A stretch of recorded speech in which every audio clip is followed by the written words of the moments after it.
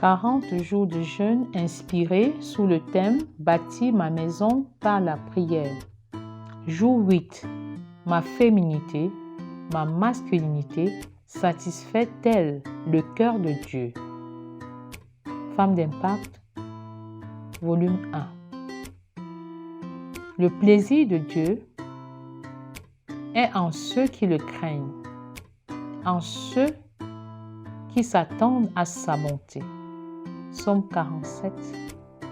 147, verset 11. Adorer Dieu, c'est lui faire plaisir. Tout ce que vous entreprenez dans le but de plaire à Dieu et de satisfaire son cœur est un acte d'adoration. C'est dans ce sillage que notre féminité devrait concourir à adorer Dieu. Notre masculinité devrait concourir à adorer Dieu. Cette adoration, qui est un besoin naturel et vital pour l'homme, ne se limite pas au chant. Il s'agit de se donner comme un sacrifice vivant, saint, agréable à Dieu, ce qui sera de votre part un culte raisonnable. Telle est la véritable adoration. Le but de cette adoration n'est pas la recherche de notre plaisir personnel, mais une quête permanente pour la gloire de Dieu. C'est une adoration qui est une vie permanente et continue dans tous les domaines de notre vie. Louer Dieu est une forme d'adoration. En tant que femme, enfant, homme, célibataire, veuf, veuve, maman, papa, je vous conseille de louer Dieu à la cuisine, pendant la lessive, pendant le ménage, même dans l'exercice de votre profession, parce qu'il siège au milieu de la louange de son peuple. C'est ainsi que même l'intimité sexuelle peut devenir une adoration quand on l'accomplit pour la louange, la gloire et le plaisir de Dieu. David avait bien saisi le besoin de plaire à Dieu par la louange quand il disait « Je bénirai l'Éternel en tout temps, sa louange sera toujours dans ma bouche ». L'apôtre Paul, de son côté, renchérit en ces thèmes l'idée selon laquelle tout ce qui a pour but de plaire à Dieu est un acte d'adoration. Soit donc que vous mangiez, soit que vous buviez, soit que vous fassiez quelque autre chose, faites tout pour la gloire de Dieu. 1 Corinthiens 10, verset 31. Faites tout pour la gloire de Dieu. Le ménage pour la gloire de Dieu, la lessive pour la gloire de Dieu, le mariage pour la gloire de Dieu, les enfants pour la gloire de Dieu. Tout. Principe numéro 8. L'adulte spirituel a une pleine conscience de sa maturité. Es-tu spirituellement adulte, adolescent ou un enfant? As-tu le désir de croître de l'enfance à l'adolescence spirituelle et de l'adolescence spirituelle à l'âge adulte spirituel? À toi de répondre. Prions. Prions avec les femmes et pour les femmes. Père, je te prie pour avoir un caractère semblable à celui de Christ et pour graver sur ma personnalité les sentiments, les valeurs qui étaient en Jésus-Christ, selon qu'il est écrit dans Éphésiens 2, 5 à 9. Ayez en vous les sentiments qui étaient en Jésus-Christ, lequel, existant en forme de Dieu, n'a point regardé comme une proie à arracher d'être égal à Dieu, mais s'est dépouillé lui-même en prenant une forme de serviteur, en devenant semblable aux hommes et ayant paru comme un simple homme, il s'est humilié il s'est humilié lui-même, se rendant obéissant jusqu'à la mort, même jusqu'à la mort de la croix. C'est pourquoi Dieu l'a souverainement élevé et lui a donné le nom qui est au-dessus de tout nom. Père, je te demande pardon pour toutes les fois où j'ai fait montre d'orgueil.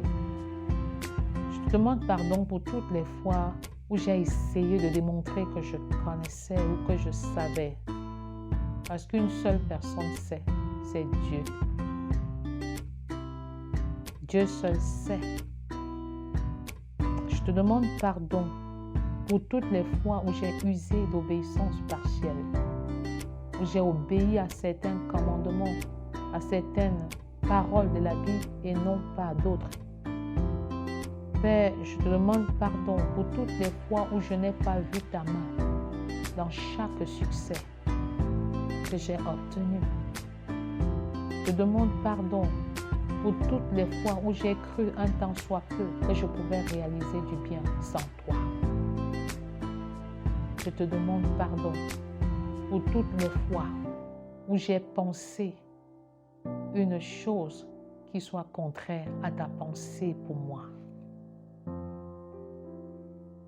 Merci Père, parce que par le sang de Jésus, tu me pardonnes, tu me sanctifies, tu me purifies, tu me vivifies et tu me redonnes la joie de vivre. Merci parce que tu as également pardonné à tous les hommes, à toutes les femmes, à tous les enfants de la terre. D'ailleurs, à travers ta mort à la croix, tu as pardonné tous les péchés de l'humanité, les péchés passés, les péchés présents et les péchés futurs. Merci Père, au nom puissant de Jésus. Prions pour les maris à présent. Père, je te prie pour mon mari afin qu'il ne soit pas orgueilleux, qu'il s'humilie parce que l'humilité précède la gloire. Père, je prie afin qu'il soit humble comme Jésus, qu'il soit obéissant comme Jésus, qu'il agisse comme Jésus, qu'il aime comme Jésus, qu'il prêche comme Jésus, qu'il enseigne comme Jésus, qu'il guérisse comme Jésus a guéri, au nom puissant de Jésus. Selon qu'il est écrit dans Proverbe 15, verset 33, la crainte de l'Éternel enseigne la sagesse et l'humilité précède la gloire. Paul pouvait encore le renchérir quand il parlait aux Philippiens, dans Philippiens 2, les versets 3 à 4. Ne faites rien par esprit de parti ou par vaine gloire, mais que l'humilité vous fasse regarder les autres comme étant au-dessus de vous-même. Que chacun de vous, au lieu de considérer ses propres intérêts, considère aussi ceux des autres. Que ce soit le partage de nos épouses, Seigneur. Que l'orgueil tombe, qu'ils soient capables de reconnaître leurs fautes et leurs manquements de manière libre et sans contrainte de notre part. Père, qu'ils soient capables de reconnaître leurs limites, qu'ils soient capables de reconnaître leurs manquements, qu'ils soient également capables de se soumettre à toi. Selon qu'il est écrit, soumettez-vous les uns aux autres. Qu'ils soient capables de se soumettre à ta direction et de se soumettre à leur femme autant qu'elle donne le conseil qui est nécessaire, elle donne l'orientation qui est nécessaire. Que le complexe de supériorité ne soit pas leur partage. Que leur chefferie ne soit pas une chefferie de dictature, de tyrannie et de domination, mais que ce soit une chefferie de service, une chefferie de paix, d'harmonie et d'accord parfait avec toi, au nom puissant de Jésus. Que tous les hommes de la terre soient comme Jésus, deviennent comme Jésus, vivent comme Jésus, opèrent comme Jésus, par le nom de Jésus. Prions pour les couples à présent. Père, je prie pour que mon couple expérimente une intimité sexuelle qui est un acte d'adoration, qui te glorifie. Parce qu'il est écrit dans 1 Corinthiens 5, verset 7, « Ne vous privez point l'un de l'autre, si ce n'est d'un commun accord pour un temps, afin de vaquer à la prière, puis retourner en chambre, de peur que Satan ne vous tente par votre incontinence. » Père, je prie afin que l'intimité sexuelle dans mon foyer soit un acte d'adoration. Je prie en fait que l'intimité sexuelle soit déroulée, effectuée, réalisée dans les règles de l'art divin et que Dieu trouve son compte. Je soupire que la prière avant, pendant et après l'intimité sexuelle soit dans une connexion et dans une communion parfaite avec le Seigneur. Père, je soupire pour les couples où l'intimité sexuelle est un problème. Je prie de voir ces problèmes être changés pendant cette période de jeûne inspiré. Je soupire de voir des situations difficiles être rétablies au nom de Jésus.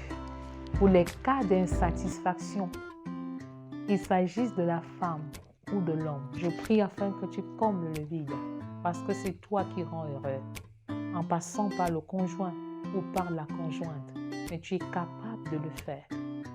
Et je prie, Seigneur, afin que tu te souviennes des foyers où l'adultère de l'homme ou de la femme bat son plein. Je te présente des couples où la femme étrangère a pris en otage le mari, où l'homme étranger a pris en otage la femme. Que la restauration revienne dans nos foyers, que l'intimité sexuelle soit déroulée dans les règles de l'art divin, que le Saint-Esprit visite et inspire dans l'originalité, afin que la monotonie harassante soit détrônée au nom de Jésus. Que tu inspires pendant ces moments, que tu inspires les innovations, les prises d'initiative, afin que ta gloire soit parfaite, dans l'unité parfaite, dans l'intimité des foyers, des couples, au nom puissant de Jésus. Je prie également pour ceux qui expérimentent des blessures émotionnelles liées au rejet, à l'injustice, à la trahison et à quelque autre cause que ce soit. Je déclare que Jésus a souffert et a enduré toutes sortes de blessures émotionnelles. Il a souffert dans son âme. Il a déclaré personnellement, « Mon âme est triste jusqu'à la mort. » Et je prie, Seigneur, pour toutes celles qui expérimentent de quelque manière que ce soit des traumatismes, des blessures émotionnelles, que ces blessures maintenant soient ôtées parce que le sang de Jésus a coulé afin que votre cœur ne soit plus brisé au nom de Jésus. Dépose tes blessures à la croix et ne les reprends plus. Dépose tes blessures au pied du Maître. Il a porté tout ton fardeau à la croix. Il les a portés totalement. Crois et libère-toi de tout fardeau, de toute amertume, de toute rancœur, de toute rancune, de toute amertume. Et engage-toi dès aujourd'hui à ne plus laisser qui que ce soit ou quoi que ce soit blesser ton cœur, parce que le sang de Jésus a coulé pour restaurer ce cœur brisé. Le sang de Jésus a été versé à Golgotha pour que ton cœur soit totalement restauré. Parle encore à l'Éternel. Parle encore à l'Éternel. En faveur de ton foyer, en faveur de ton couple, en faveur des couples autour de toi, en faveur des couples de la terre. Parle à l'Éternel, car il t'écoute, il m'écoute, il nous écoute. Sois sensible à la direction qu'il te donne, mais n'oublie surtout pas de mettre par écrit ce qu'il te révèle. une pensée, une parole, une image, une illustration, un verset biblique. Merci Père de restaurer les foyers. Merci de restaurer les cœurs qui étaient brisés. Merci de restaurer les femmes et les hommes qui étaient insatisfaits sur le plan sexuel, frustrés sur le plan sexuel, rejetés, trahis, abandonnés, délaissés. Merci Père, parce que tu leur accordes la vie en abondance par ta mort au nom de Jésus. Prions à présent pour les enfants. Père, je te prie pour que chacun de mes enfants, que chacun de nos enfants, chacun des enfants de la terre vive dans la chasteté et dans l'abstinence sexuelle, dans la pureté jusqu'au mariage. Que ceux qui se sont engagés abandonnent, délaissent et expérimentent la seconde virginité, la seconde chasteté, par le sang de l'agneau versé à la croix.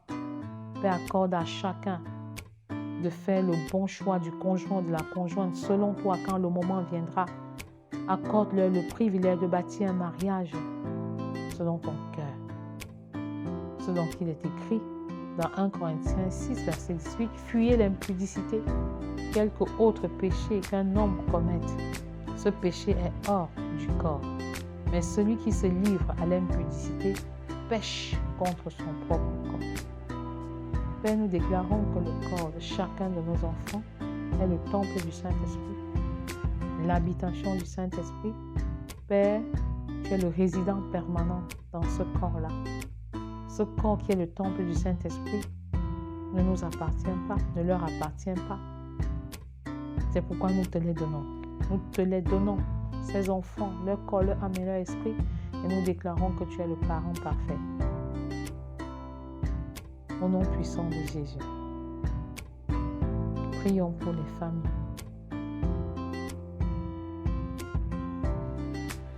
Père, je te prie pour la guérison divine et pour la santé divine dans nos maisons et dans nos familles. Père, les familles sont paralysées financièrement à cause des différents types de maladies incurables. Cancer du sang, leucémie, cancer des os, cancer de l'utérus, cancer de ci et cancer de ça. Père, nous venons au trône de ta grâce, parce qu'il est écrit dans Ésaïe 53, 5, « Mais il était blessé pour nos péchés, brisé pour nos iniquités. Le châtiment qui nous donne la paix est tombé sur lui, et c'est par ses meurtrissures que nous sommes guéris. » En m'appuyant sur cette parole, Seigneur, je déclare guéri les membres de notre famille, quelle que soit la maladie qui les terrasse, que ce soit ce cancer d'utérus, que ce soit cette fièvre qui perdure et qui dure, que ce soit cette typhoïde qui est là en permanence et qui fragilise, qui rend peu efficace sur le plan scolaire, académique, que ce soit des accidents cardiovasculaires. Je déclare que le sang de Jésus a coulé pour que tu sois guéri et restauré. Tu n'es pas fait pour la maladie. Ton corps n'est pas le temple de la maladie. Tu n'as pas été fait pour la maladie. Cette tension qui monte, ce diabète de type 1 ou de type 2, tu n'as plus de pouvoir, tu n'as plus d'autorité sur cet homme qui nous écoute en ce moment. Déclare avec assurance la guérison, avec foi. Que ton corps n'est pas le temple du diabète, ton corps n'est pas le temple du cancer, ton corps n'est pas le temple d'une quelconque maladie. Laisse couler le sang de Jésus et reçois totalement ta guérison. Laisse couler le sang du Père. Laisse couler le sang de l'agneau. L'agneau qui ôte le péché du monde, qui ôte cette maladie. Je te commande maintenant, toi maladie, de libérer parce que le Seigneur me donne le pouvoir de marcher sur les serpents, sur les scorpions, sur toute la puissance de l'ennemi, et qu'en retour, rien ne pourra me nuire. Je vous commande toute maladie en ce moment de libérer au nom puissant de Jésus.